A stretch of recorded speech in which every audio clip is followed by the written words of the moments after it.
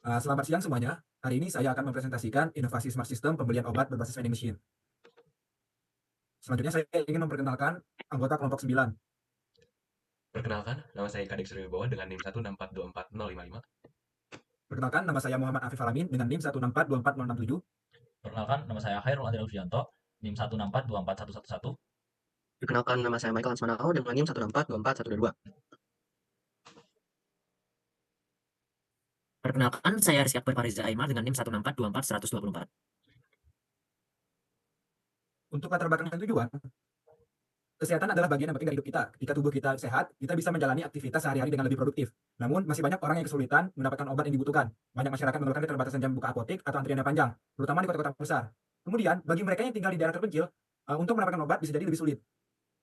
Inilah yang mendorong inovasi kami. Kami melihat teknologi sebagai solusi untuk memudahkan akses obat. Di zaman modern ini, teknologi sudah banyak mengubah berbagai aspek kehidupan, termasuk bidang kesehatan. Salah satu teknologi yang bisa memenuhi kebutuhan cepat, mudah, dan aman adalah vending machine.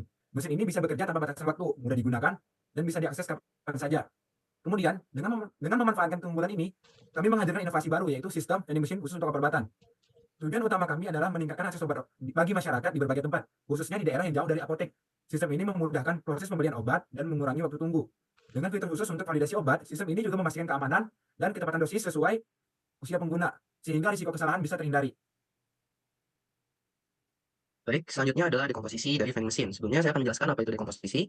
Jadi dekomposisi adalah cara menyelesaikan sebuah masalah dengan cara membagi masalah-masalah tersebut menjadi submasalah yang lebih kecil. Kemudian submasalah yang lebih kecil tersebut dibagi lagi secara terpisah. Pada dekomposisi vending machine terdapat 3 bagian utama. Yang pertama adalah display, yang kedua adalah operasional, dan yang ketiga adalah interaksi dengan user. Pada bagian display terdapat body, rak, kaca, tombol untuk menginput, dan juga tempat untuk mengambil barang atau obat. Yang kedua adalah operasional. Dalam operasionalnya, vending machine membutuhkan listrik untuk menghidupkan lampu dan juga sensor. Yang ketiga adalah interaksi dengan user. Pembeli atau user memerlukan hal untuk melihat tampilan dari layar. Dan hal tersebut adalah yang pertama adalah tampilan awal, pilihan daftar penyakit, pilihan daftar obat, tampilan stok obat, penginputan umur user, tampilan total pembelian, tampilan QR code untuk membayar, dan yang terakhir adalah penginputan nomor handphone. Saya akan lanjut ke bagian pengenalan pola. Nah, pengenalan pola itu adalah pengenalan perbedaan karakteristik dari suatu permasalahan, di mana permasalahan pada bagian ini yaitu program Smart System pembelian obat berbasis vending machine. Nah, yang pertama, program kami mampu membedakan jenis penyakit secara umum dan mengelompokkan beberapa obat sesuai jenis penyakit yang dialami oleh pembeli. Nah, selanjutnya ada pada bagian menginput sistem, program tidak dapat menginput karakter seperti tagar, garis miring, dan sebagainya. Program hanya dapat mengenali input angka ataupun huruf. Selanjutnya, setelah pada bagian input sistem, pada bagian input umur dibatasi dengan program hanya mengenali angka 1 sampai 99 dan tidak dapat mengenali huruf ataupun karakter. Bagian terakhir yaitu bagian input nomor telepon. Program hanya dapat mengenali angka sekitar 7 sampai 14 digit. Namun program tidak dapat menginput karakter positif ataupun negatif dan spasi, sehingga program diawali oleh angka 08 seperti nomor telepon di Indonesia. Oke, selanjutnya saya akan menjelaskan tentang abstraksi. Abstraksi sendiri adalah menyederhanakan suatu masalah atau sistem dengan menghilangkan bagian-bagian yang tidak penting. Nah, pada program ini terdapat 3 jenis abstraksi, yaitu yang pertama, program ini tidak menampilkan umur dari user. Nah, umur user di sini bukanlah alat utama, namun hanya digunakan untuk mencocokkan jenis obat yang dapat dikonsumsi oleh user. Selanjutnya yaitu, program ini tidak menampilkan nomor telepon user. Nomor telepon di sini hanya digunakan untuk mengirimkan struk online yang akan diterima oleh user melalui nomor telepon tersebut. Dan abstraksi yang terakhir itu tidak menampilkan stok obat. Nah, pada program ini, stok dari obat tidak ditampilkan kepada user. Apabila stok obat telah habis, user akan dialihkan untuk memilih obat lain yang masih tersedia.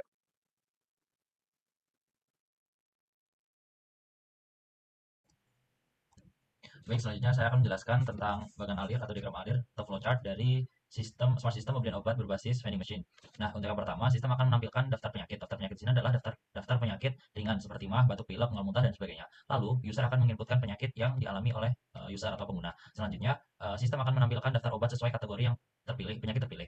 Dan lanjut, user akan menginputkan obat yang dipilih sesuai kategori penyakit tersebut. Semisal, lanjut, untuk selanjutnya, sistem akan memunculkan pertanyaan apakah stok obat tersedia. Jika tidak, maka sistem akan memunculkan stok obat yang Anda pilih tidak tersedia. Dan kembali lagi ke menu, yaitu menampilkan daftar obat sesuai kategori penyakit.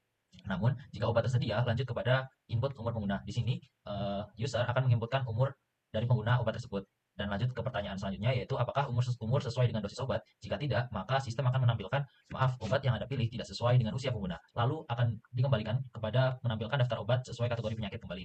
Nah, namun jika iya, maka lanjut ke follow up question, yaitu apakah ada tambahan pesanan obat. Jika iya, maka akan kembali lagi ke menu awal, yaitu menampilkan daftar penyakit. Namun jika tidak, Lanjut kepada tahap selanjutnya, sistem akan menampilkan total pembayaran. Nah, di sini user akan melakukan pembayaran. Lalu muncul pertanyaan, apakah pembayaran berhasil? Jika tidak, maka akan dilakukan looping, yaitu kembali lagi ke menu sebelumnya, yaitu menampilkan total pembayaran. Namun jika berhasil melakukan pembayaran, selanjutnya user akan menginputkan nomor telepon yang digunakan untuk mengirimkan struk bukti pembayaran. Setelah itu, sistem akan selesai.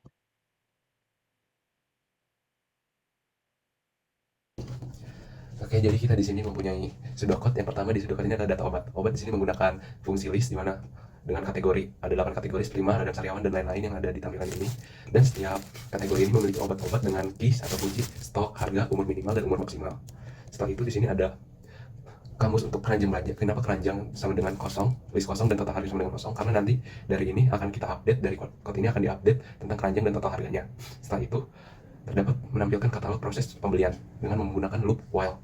Loop while ini menggunakan katalog obat, menampilkan katalog obat dan kategori obat. Untuk penampilan kategori obat ini dengan menggunakan fungsi enumerate. Enumerate adalah fungsi mengubah list anggota list tersebut menjadi angka seperti urutan di sini, mal menjadi nomor 1, mah menjadi nomor 1, radang dan sariawan 2 dan nyeri otot menjadi nomor 3. Setelah itu di sini digunakan fungsi try. Fungsi try adalah fungsi untuk meminimalisir sebuah kesalahan yang terjadi dalam sebuah pseudocode ini. Jadi di sini kita menggunakan kategori indeks untuk fungsi try tersebut.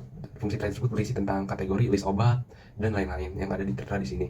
Setelah itu di fungsi try juga akan mengeluarkan output print nama dan harga. Setelah itu user akan bisa memasukkan nama obat dengan menggunakan fungsi input. Di sini if nama obat sama dengan 0, berarti di sini loop akan berhenti dan lanjut ke fungsi berikutnya. Tapi jika user menginput nama obat yang sesuai, maka user akan memberi tampilan masukkan jumlah yang ingin dibeli dan umur dari user tersebut. Di input umur ada dari pin umur antara 1 dan 99 tahun. Di sini adalah kode yang digunakan agar umur masuk akal atau masuk logika.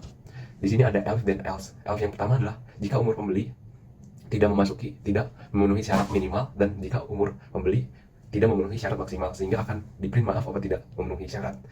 Setelah itu yang lainnya yaitu ada fungsi else stok tidak cukup jika pembeli atau user memasukkan jumlah obat yang melebihi jumlah stok yang tersedia. Dan juga di sini ada except value error. Value error adalah memasukkan angka yang tidak valid, yaitu kategori dari penyakit-penyakit yang sudah diubah menjadi nomor ya dengan fungsi enumerate dari 1 sampai 8. Jika memasuki titik 1 sampai 8 akan keluar fungsi ini. Dan lainnya obat tidak ditemukan jika obat mengalami kesalahan typing atau kesalahan ketikan. Selain itu ada kirim struk. Fungsi kirim struk ini untuk bertanya apakah user ingin mengirimkan struk kepada nomor telepon tersebut. Jika iya, akan memasuki fungsi if di mana pengguna harus memasukkan nomor telepon. Nomor telepon ini menggunakan fungsi line di mana fungsi line ini berfungsi untuk menghitung angka atau digit yang ada di nomor telepon. Jika nomor telepon digitnya kurang dari 7 atau lebih dari 14, maka nomor telepon tersebut bermasalah. Setelah itu ada print stroke. Print stroke di sini menggunakan banyak simbol-simbol agar menjadi estetika.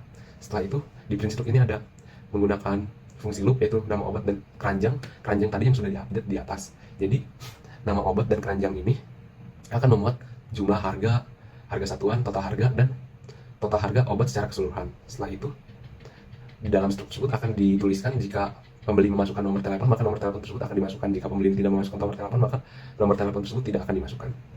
Untuk outputnya yang keluar adalah seperti ini. Yang pertama, jika kita memasukkan radang sariawan 2, di sini akan tertulis nama-nama obat. Kita tulis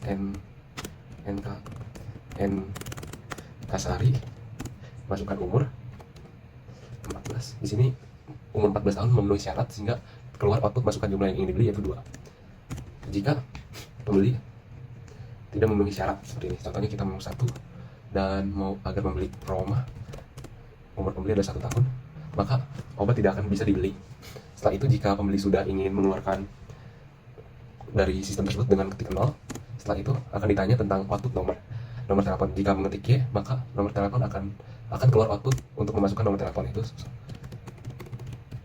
Setelah itu maka akan keluar struk harga.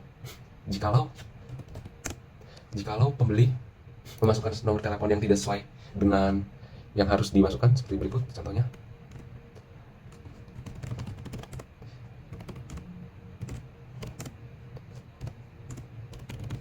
Sehingga nomor telepon tersebut tidak memenuhi syarat dan struk pembelian seperti berikut. Sekian penjelasan dari pseudocode dan terima kasih. Cukup sekian presentasi dari kelompok kami. Terima kasih sudah memperhatikan. Dan mohon maaf apabila ada kesalahan selama presentasi.